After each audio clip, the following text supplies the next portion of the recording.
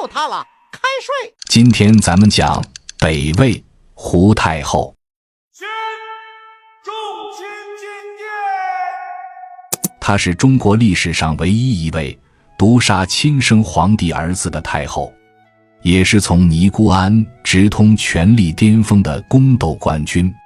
她执政15年稳定帝国，史书却只写她淫乱误国，但真相往往藏在判决书的背面。她就是被严重脸谱化的复杂女人，北魏胡太后。你知道吗？中国历史上有26位女性实际掌权超过10年，但其中23位在正史里都有一个共同标签：祸水。今天的主角胡太后就是这滩祸水里被泼得最脏的那一个。接下来让我们一起回到那个狂风将起的洛阳城，看一个女人如何在绝境中突围，又如何被时代规则碾碎。北魏太和23年，衡州今山西大同一个基层武官家中，胡氏咕咕坠地。她的出生没有任何祥瑞预兆，父亲胡国珍只是个镇守边境的4品武将，母亲是普通士族女子。若按常理，她的人生轨迹早已注定：长大、嫁人、生儿育女，在乱世中苟全性命。但命运的齿轮在她5岁那年发生偏转。姑姑胡氏自幼出家为尼，佛法精深且颇有见识，因常为皇室讲经，深得冯太后喜爱。姑姑见胡氏聪慧过人，便将她接入寺庙抚养。从此青灯古佛成了她的日常，佛经梵语成了她的母语。别的尼姑念经是为了修心，胡氏却在经卷里读出了权力的密码。他目睹皇室成员频繁往来寺院，听着他们谈论朝堂纷争、皇位更迭，小小的脑袋里早已埋下一颗叛逆的种子。为何男人能定天下，女人只能听天由命？每当夜深人静，他总会对着佛龛喃喃自语。当时北魏的后宫从来不是选秀场，是生育及死刑的刑场。开国皇帝拓跋圭定下的魔鬼条款像一道催命符，太子确立，生母赐死。近100年间，无数皇子母亲成了皇权的祭品，只为杜绝外戚干政。而我们的主角胡氏一出生就踩在命运的边缘。17岁那年，一道圣旨打破了寺院的宁静，宣武帝拓跋克选秀，凡官宦女子皆需应召。消息传来，所有适龄女孩都吓得魂飞魄散。北魏子贵母死的组织，如同悬在每个入宫女子头顶的利剑。姑姑紧紧拉住她的手，声泪俱下：傻孩子，千万别去，入宫就是送死啊！家人也轮番劝诫，入宫那是死路一条。你难道忘了先帝的太子生母，哪个不是被赐死的？姑姑更是气急攻心，指着他骂：你这是疯了，为了虚名连命都不要。胡氏却反问：姑姑一辈子念经打坐，看着别人掌控天下，难道就不是一种死？入宫那天，她穿着素色衣裙，在一众花枝招展的女子中格外扎眼。宣武帝本是厉行选妃，却被他眼中的坦荡与决绝吸引。你不怕子贵母死？胡氏抬眸，直视帝王双目，若能为皇家诞下嫡子，死而无憾。帝王心动了。他执政多年，皇子早夭，继承人问题如鲠在喉。眼前这个女人不仅不怕死，还敢把生死当筹码，这份胆识比后宫3000娇娥的媚态更让他着迷。宠幸来的猝不及防，怀孕也顺理成章。可当腹中孕育新生命的消息传开，后宫的窃窃私语变成了明晃晃的敌意。有妃嫔假意探望，递上安胎药，眼神里藏着毒意；有宦官在他门前徘徊，手里的白绫若隐若现。所有人都在等他生下孩子的那一刻，执行百年祖制。怀孕8个月时，胡氏夜里被噩梦惊醒，发现枕边多了一根细针，针尖涂着墨色的毒。他攥着毒针，浑身发冷，这是后宫的警告，还是先帝的试探？分娩那夜，宫灯摇曳，气氛死寂的吓人。婴儿的啼哭声划破长夜，是个健康的皇子元许。嬷嬷把孩子抱到他面前，他紧紧搂住，手指关节捏得发白，指甲嵌进肉里，这是他用命换来的筹码，也是他唯一的护身符。产房外，宦官捧着毒酒待命，大臣们屏息等待，连宣武帝也站在殿外，神色复杂。按规矩，此刻该传旨赐死，可就在宦官要推门而入时，宣武帝突然抬手住手，他废除了执行100年的子贵母死祖制。胡氏成了北魏第一个活着看到儿子被立为太子的母亲。第一局赌命，他赢妈了，可他心里清楚，这只是开始。帝王的宠爱是最靠不住的东西，组织能废也能复，他的生死依然悬在别人手中。公元515年，宣武帝病危，龙榻前权力交接的暗流汹涌。病榻上的帝王看着年幼的太子元许，又看向泪眼婆娑的胡氏，突然开口，语气带着试探：朕能为你废祖制，你能为镇守江山吗？这句话像一道惊雷，炸得胡氏心头一震。他瞬间明白，这不是情话，是责任状，也是催命符。示弱会被认为担不起重任，可能被辅政大臣架空；逞强会被贴上野心勃勃的标签，可能引来杀身之祸。他只有1秒钟思考，如何回答才能既保住性命，又拿到权力入场券。史书没记载他的回答，但结果说明了一切。宣武帝任命了3位辅政大臣，宗室元雍、外戚高照、大臣崔光，同时默认了他作为太子生母的监护权。他拿到了进入核心权力圈的临时通行证，可这张通行证脆弱得不堪一击。3位辅政大臣各怀鬼胎，高照想独揽大权，视他为眼中钉；元雍野心勃勃，想借辅政之名掌控朝政；崔光看似中立，实则手鼠两端。后宫里还有宣武帝的皇后高氏虎视眈眈，随时想除掉他这个情敌和政敌。先帝驾崩当晚，高皇后就联合哥哥高照发动宫变，想以妖媚惑主的罪名赐死胡氏，另立年幼的皇子。深夜，宫门被撞开，禁军持剑闯入寝宫，胡氏抱着太子退到墙角，声音冷静得可怕：谁敢动我？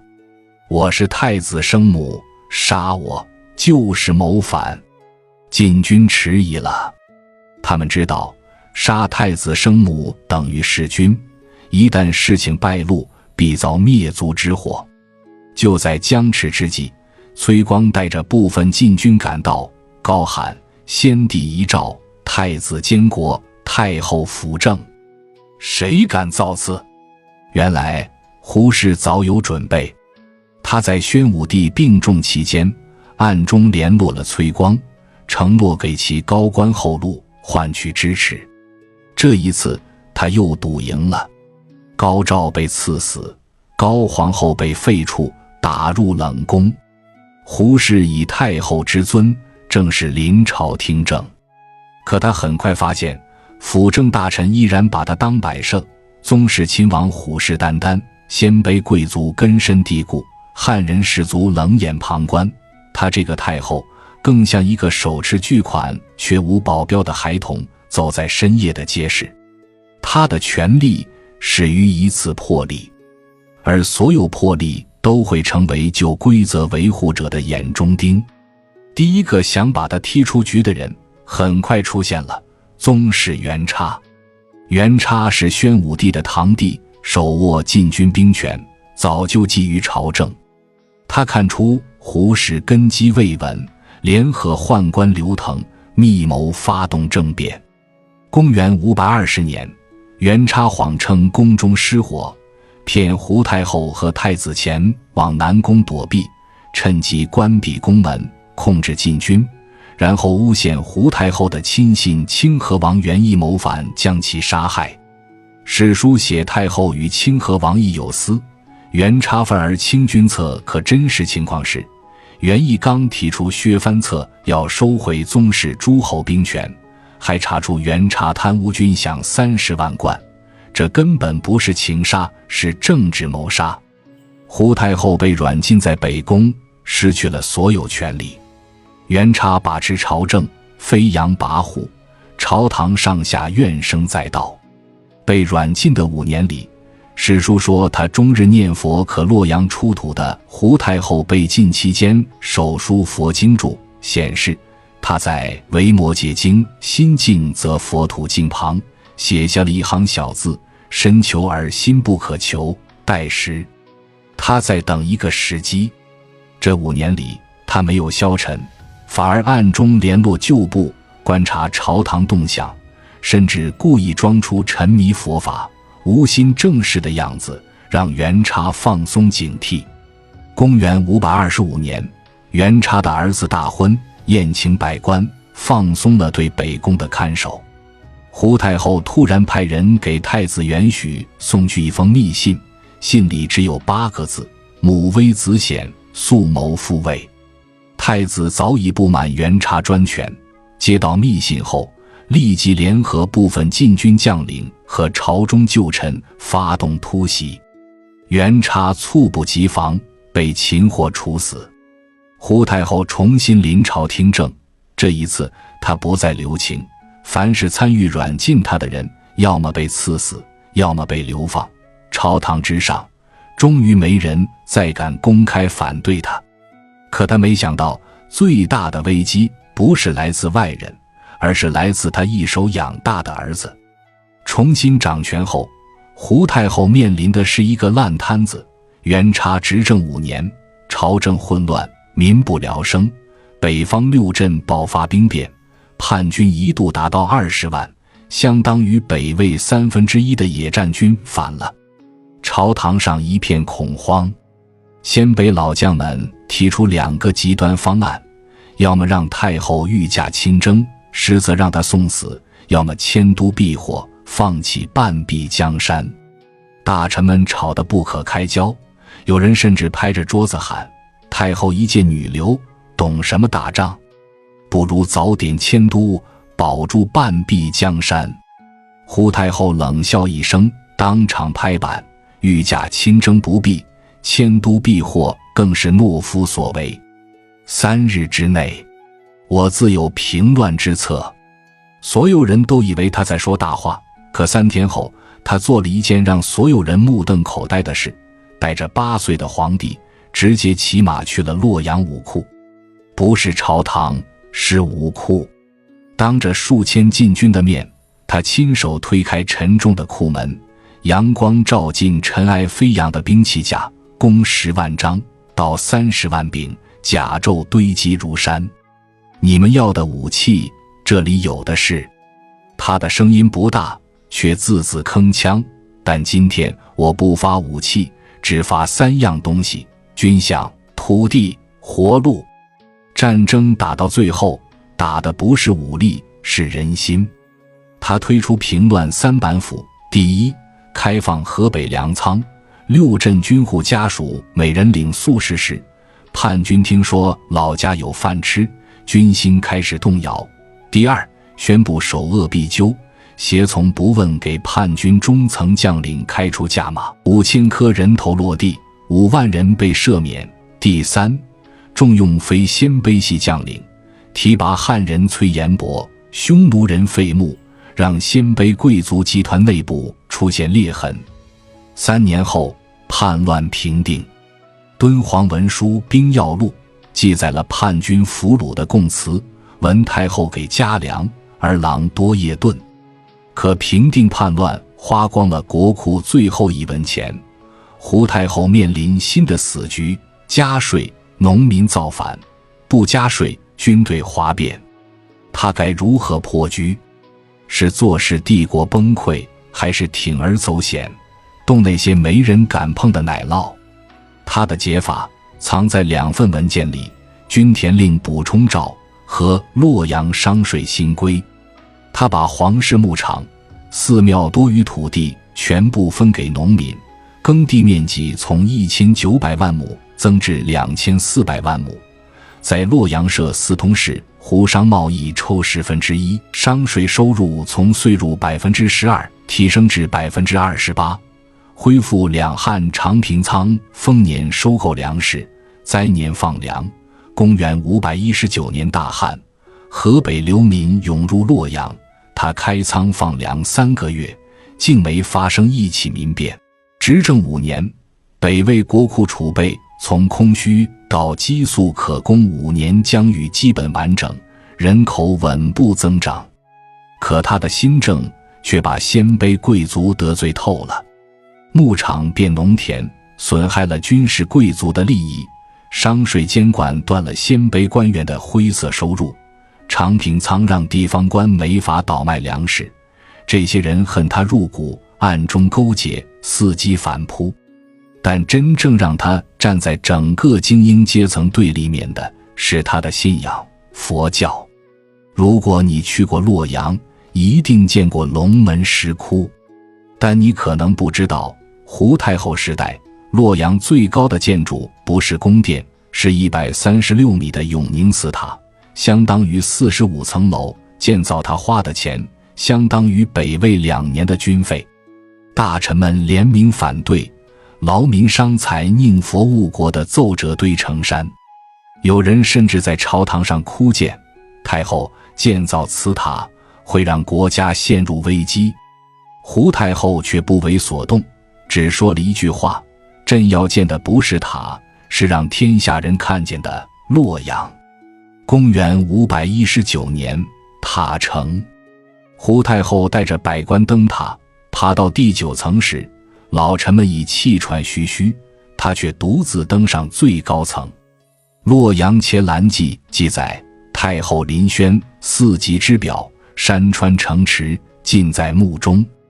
他指着远方，对身边的太子说：许儿，你看，南边是汉魏旧都，西边是长安故地，北边是鲜卑来的路。这座塔要告诉所有人，洛阳不是鲜卑的洛阳，是天下的洛阳。所有人都没听懂，可鲜卑贵族们懂了。这座塔高度压倒皇权，象征佛教高于皇权，而他是佛教最大供养人，位置在宫城西南坤位，是女主之位。塔内供释迦牟尼，不用鲜卑神祇，他在用佛教的普世价值稀释鲜卑的部族认同。他要改写北魏的国家灵魂，从一个鲜卑部族政权变成融合胡汉以佛治心的新帝国。可这恰恰触碰了鲜卑贵族的根本利益，他们的权力就来自部族认同。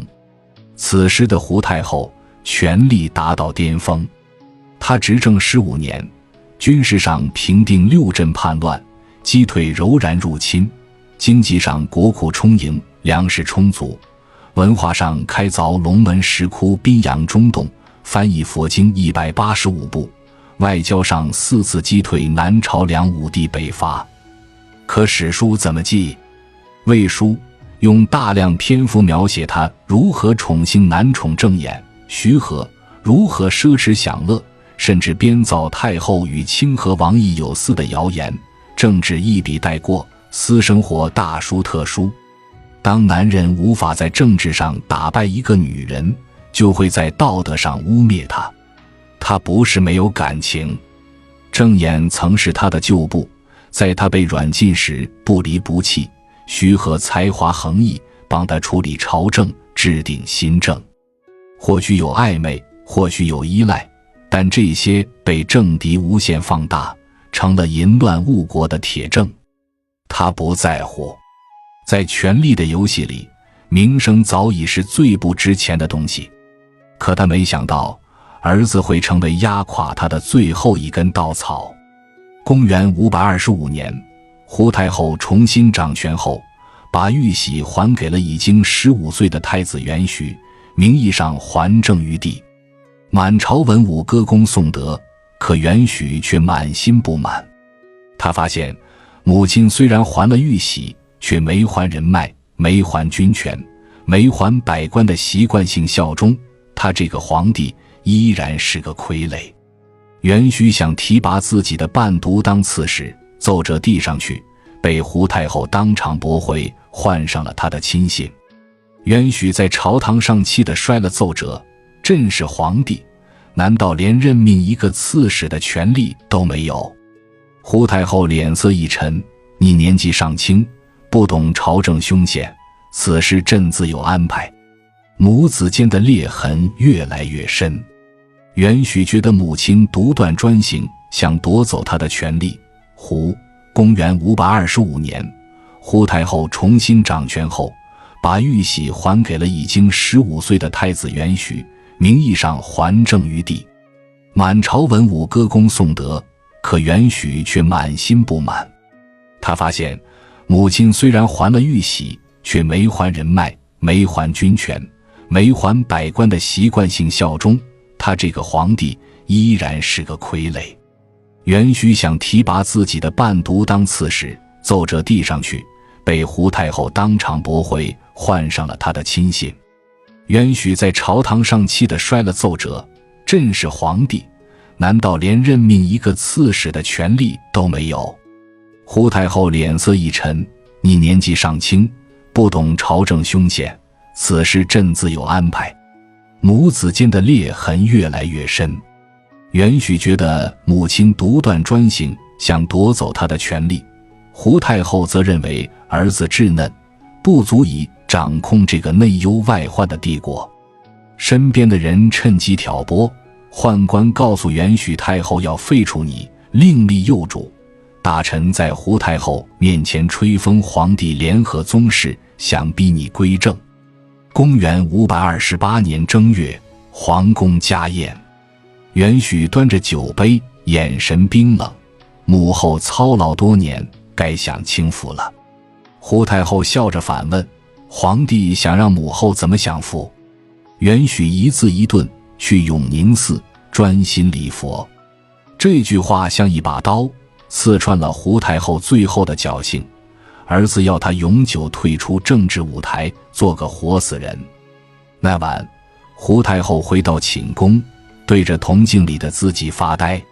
她想起当年赌命入宫，想起废除组织的惊险，想起平定叛乱的艰辛，如今却要被自己用命换来的儿子逼宫。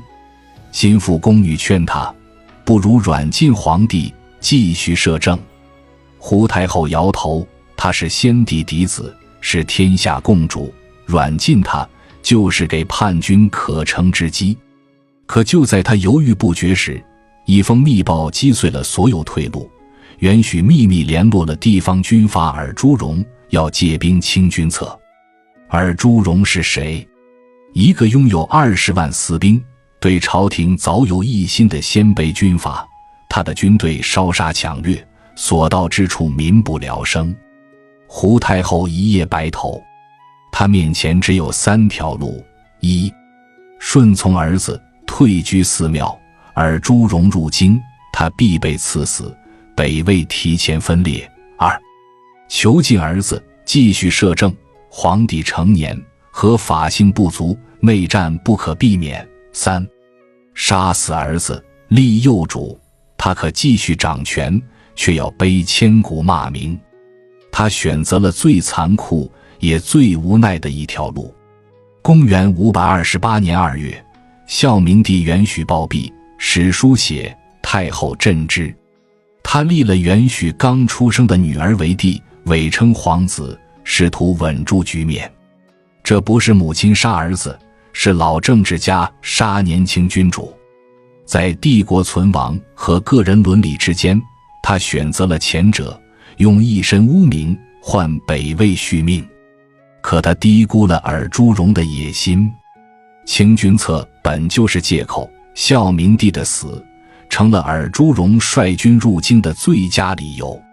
他打着为帝复仇的旗号，率领20万铁骑南下，一路上势如破竹，洛阳城岌岌可危。